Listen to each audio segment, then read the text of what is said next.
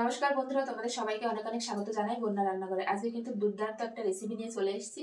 আজকে বানাবো হচ্ছে ফেলে দেওয়া জিনিস দিয়ে কমলা লেবুর খোসা দিয়ে। আমরা তো ফেলে দিই কমলা লেবুটা খেয়ে নিই, খেয়ে খোসাটা ফেলে দিই। সেই ফেলে দেওয়া খোসা দিয়ে কিন্তু আজকে একটা দুর্দান্ত জিনিস বানিয়ে তোমাদের দেখাবো। এই দেখো, আমি নিয়ে নিয়েছি এখানে 3টে কমলা লেবুর খোসা। একদম কিন্তু এরকম কমলা কালারের, দেখো দেখলেই তোমরা বুঝতে পারছো এরকম কালারে কিন্তু আমি কমলা লেবুর খোসাগুলো নিয়ে নিয়েছি।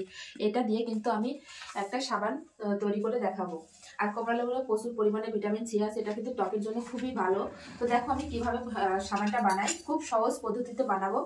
আর এটা কিন্তু ঘরেই বানাবো, কোনো রকম কেমিক্যাল ছাড়াই বানিয়ে তোমাদের দেখাবো। তার জন্য দেখো কমলা লেবুর খোসা আমি এখানে নিয়ে নিয়েছি পরিমাণ মতো। তোমাদের যেমন তোমরা বেশি পরিমাণে বানালে বেশি পরিমাণ নেবে, আর কম পরিমাণে বানালে কম পরিমাণে নেবে।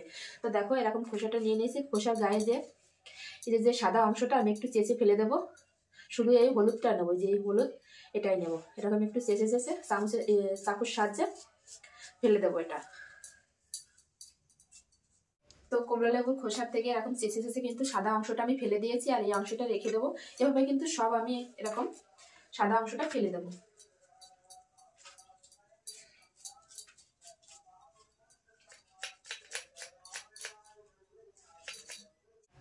তো দেখো এভাবে কিন্তু আমি সাদা অংশটা এরকম চেঁচে ফেলে দিচ্ছি, আর এগুলো ছাড়ালে কিন্তু হয়ে যায়।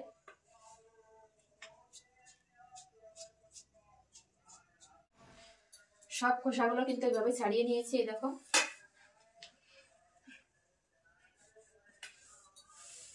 তো এই খোসাগুলো এখন ছোট ছোট টুকরো করে নেবো, এরকম ছিঁড়ে ছিঁড়ে নিয়ে একটা মিক্সি জালের ভিতর দিয়ে দেবো, দিয়ে একটা পেস্ট করে নেবো। একটা মোলায়েম পেস্ট করবো। এরকম ছোট ছোট করে দিলে কিন্তু পেস্টটা খুব ভালো হবে।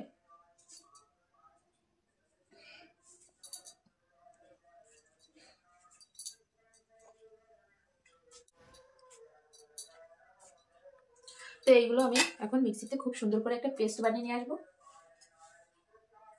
তো দেখো আমি কমলা লেবুর খোসাগুলো কিন্তু খুব সুন্দর করে পেস্ট করে নিয়ে চলে এসেছি। এখন একটা বাটিতে ঢেলে নেব। কালারটা দেখো কত সুন্দর এসেছে।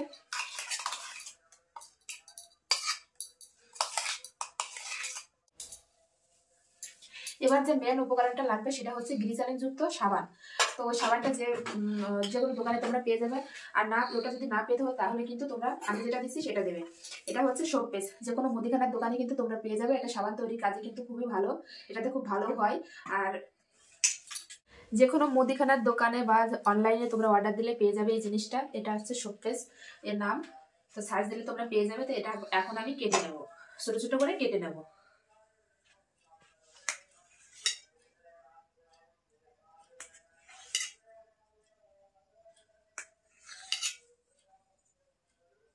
ছোট ছোট টুকরো করে কেটে নেব আমি। এই দেখো ছোট ছোট টুকরো করে কিন্তু আমি কেটে নিয়েছি এরকম। তো এরকম একটা আমি স্টিলের বাটি নিয়ে নিয়েছি। তোমরা যে কোনো অ্যালুমিনিয়াম, স্টিলের যে কোনো একটা বাটিতে নিতে পারো। তো এগুলো এখন বাটির ভিতর ঢেলে দেবো। ঢেলে কিন্তু এটা কিন্তু সরাসরি কড়াইতে দিয়ে কিন্তু গলানো যাবে না, বা একদম বাটিতে দিয়ে কিন্তু গলাতে হবে। জলের ভিতরেও দেওয়া যাবে না, বা কড়াইয়ের ভিতর দিয়েও দেওয়া যাবে না। এরকম করে আমি দেখো এখানে কিন্তু জল, এই যে, তো এই জলের ভিতরে এই বাটিটা ধরে দেবো, ধরে রাখবো এরকম।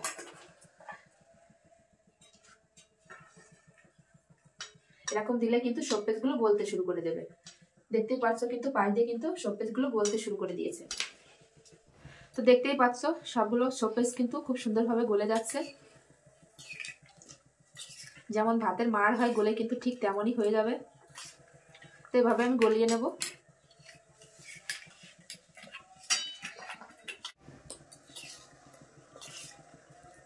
এটা গলে কিন্তু ঠিক এরকম হবে।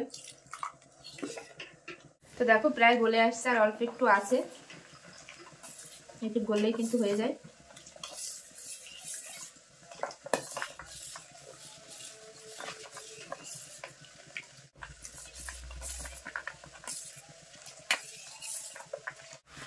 পুরো শোপেসটা কিন্তু গলিয়ে নিয়েছি দেখো, আর একটু কিন্তু দলা দলা ভাব নেই। এখন যে আমি কমলা লেবুর যে পেস্টটা করে রেখেছিলাম এখান থেকে দিয়ে দেবো আমি।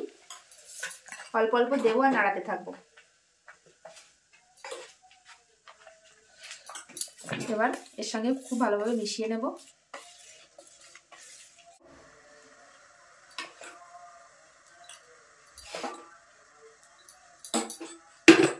আবারও খুব ভালোভাবে মিশিয়ে নেব।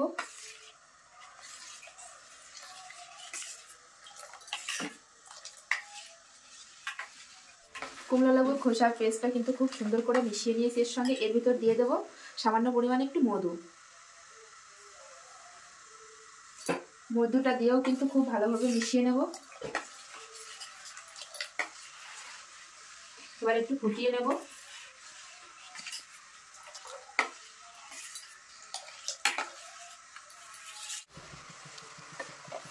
তার একটু জ্বালিয়ে জ্বালিয়ে আমি ফুটিয়ে নেব।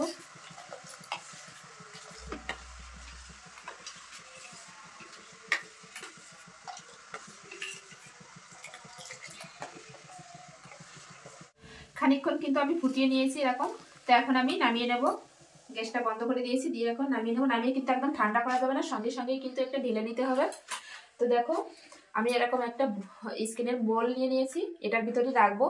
তোমরা চাইলে ছোট স্টিলের বাটি বা গ্লাসে যে কোনো আকারে কিন্তু সাবান তৈরি করতে পারো, কিন্তু আমি এটার ভিতর ঢেলে নেব। আমি এর ভিতরে এখন দিয়ে দেবো। গরম অবস্থায় কিন্তু দিতে হবে, ঠান্ডা হলে কিন্তু হবে না। এটা যত ঠান্ডা হবে তত কিন্তু জমতে শুরু করবে।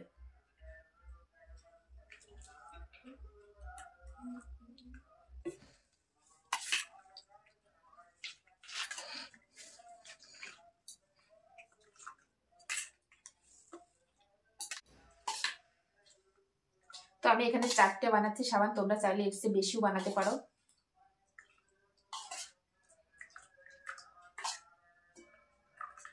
আমার 4টে সাবান হয়ে গেল, এই যে কোনো রকম কেমিক্যাল ছাড়া। এটা এভাবেই কিন্তু আমি 2 থেকে 3 ঘন্টা রেখে দেবো, তারপরে তোমাদের দেখাচ্ছি যে কেমন হয়েছে।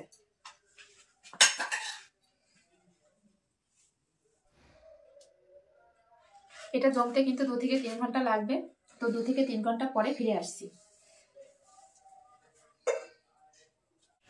2 থেকে 3 ঘন্টা পরে কিন্তু আমি আবার ফিরে চলে এসেছি। আর দেখো কত সুন্দর জমেছে সাবানটা, তোমাদের দেখাই। এখন তুলে নেব। দেখো একটুও কিন্তু কাঁচা নেই, দেখো নরম নাই। তো এখন আমি তুলবো। তো এই সাইড দিয়ে কিন্তু এরকম করে, এরকম প্লাস্টিকটা এরকম করলে কিন্তু সাবানটা একদম উঠে যাবে। কত সুন্দর হয়েছে দেখো বন্ধুরা, প্রত্যেকটা সাবান দেখো।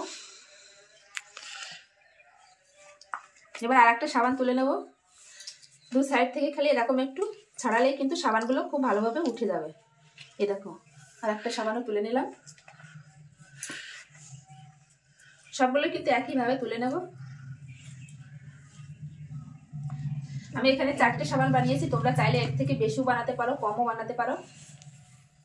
দেখো প্রত্যেকটা সাবান কিন্তু কত সুন্দর হয়েছে, কোনো রকম কেমিক্যাল ছাড়াই কিন্তু এই সাবানটা আমি বানিয়েছি। এটা কিন্তু তোমরা বানিয়ে সারা বছর কিন্তু সংরক্ষণ করতে পারো। তো সাবানগুলো দেখো কত সুন্দর হয়েছে, একদম অরিজিনাল সাবানের মতন। দেখো কত সুন্দর, আর কোনো রকম কেমিক্যাল ছাড়াই কিন্তু এটা। এবার আমি তোমাদের একটু ঢেলে দেখাই জলের ভিতর। এখানে জল নিয়ে নিয়েছি।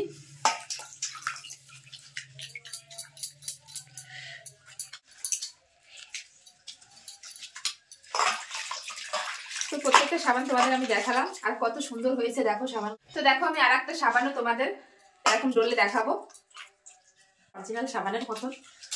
দেখো তো দেখো কত সুন্দর কিন্তু গেজা হচ্ছে, অরিজিনাল সাবানের মতন। দেখো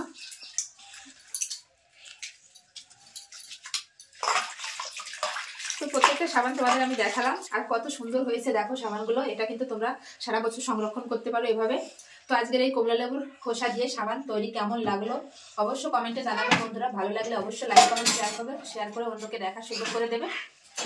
এরকম নিত্য নতুন রেসিপি নিয়ে আবার ফিরে আসছি, ততক্ষণের জন্য বাই। সব ভালো থেকো, সুস্থ থেকো। যারা যারা এখনো পর্যন্ত চ্যানেলটি সাবস্ক্রাইব করেন তো প্লিজ বন্ধুরা চ্যানেলটি সাবস্ক্রাইব করে পাশে থেকো।